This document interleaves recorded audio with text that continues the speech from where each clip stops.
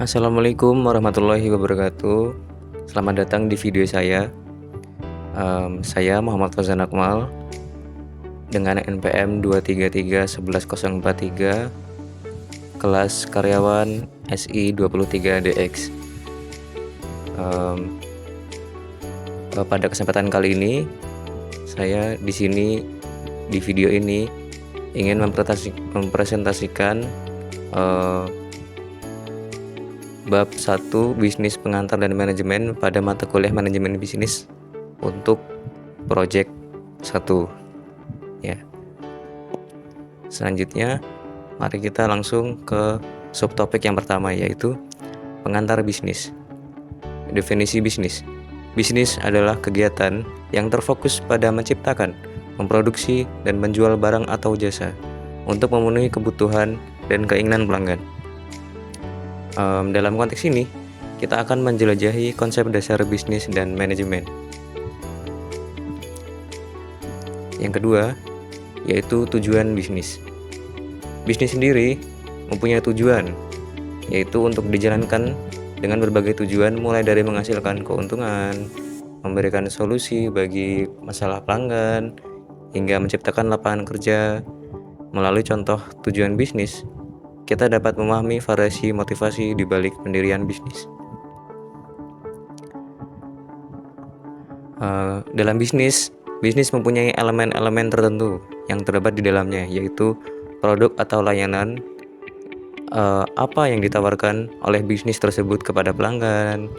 Yang kedua yaitu struktur organisasi dan manajemen, bagaimana perusahaan tersebut diorganisir dan dikelola, ya. Pelanggan atau pasar sasaran, yaitu siapa yang menjadi target utama dari pasar mereka, bisnis tersebut ya. Selanjutnya yaitu konsep dasar bisnis. Konsep dasar bisnis berusaha menambah nilai bagi pelanggan. Banyak contoh yang dapat digunakan, yaitu dengan inovasi teknologi, personalisasi produk, pelayanan pelanggan unggul, yaitu kualitas bahan juga.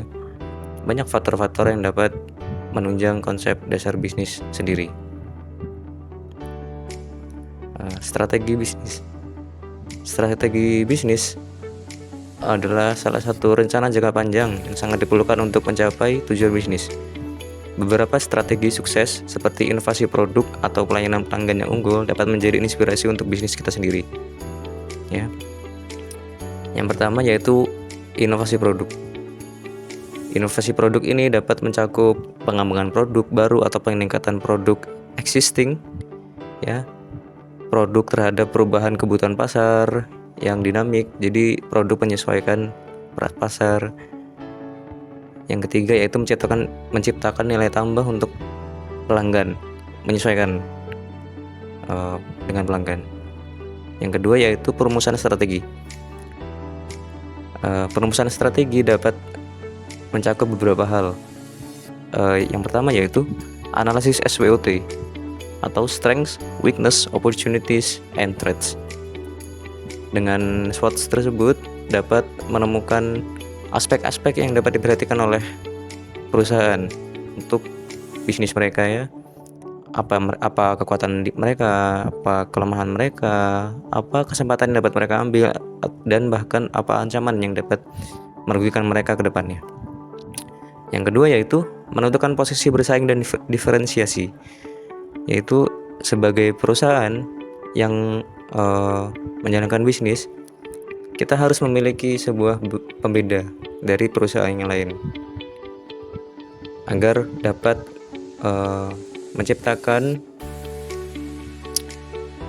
identitas yang unik untuk pelanggannya, agar pelanggan dapat mengenali kita sebagai bisnis gitu. Yang ketiga yaitu fokus pada keunggulan kompetitif. Fokus kepada keunggulan apa yang bisnis tersebut dapat lakukan yang berbeda dari bisnis-bisnis saingannya ya. Kembali lagi topik 2 tadi ya. Oke. Yang ketiga yaitu pelayanan pelanggan unggul. Ini juga salah satu strategi yang wajib dipertimbangkan oleh perusahaan-perusahaan. Yang pertama yaitu menyediakan pelayanan yang ramah dan responsif, tentu saja. Yang kedua, penanganan masalah pelanggan dengan cepat dan efektif.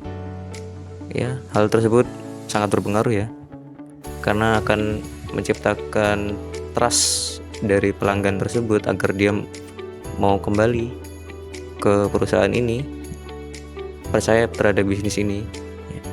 Yang ketiga yaitu membangun hubungan jangka panjang. Ya, dapat dengan berbagai metode ya, seperti memberikan diskon, memberikan promo, memberikan promo jika beli sekian dapat sekian. Itu salah satu tips yang dapat membangun hubungan jangka panjang. Selanjutnya yaitu the economics of market systems.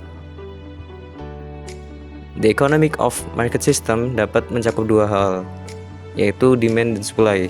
Pada dasarnya, demand adalah kesediaan atau kemampuan pembeli untuk membeli produk, barang atau jasa ya. Gampangnya adalah permintaan pembeli.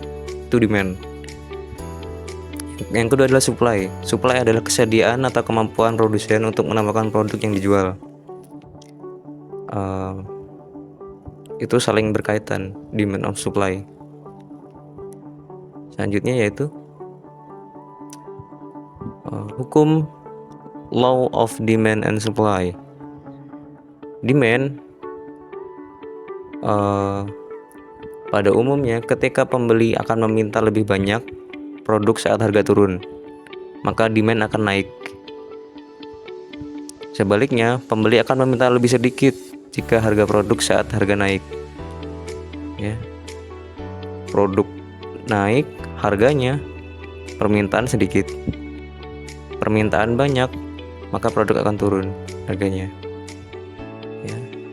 Yang kedua, sebaliknya supply, produsen akan menawarkan lebih banyak produk saat harga naik. Sedangkan saat harga turun, produsen akan menawarkan harga yang lebih sedikit. Maksud saya, produsen akan menawarkan barang yang lebih sedikit saat produk harga turun.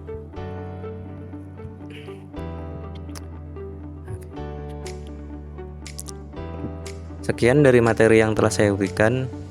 Mohon maaf jika ada kesalahan kata dan perbuatan oleh saya. Sekian, terima kasih. Assalamualaikum warahmatullahi wabarakatuh. Sampai jumpa kembali.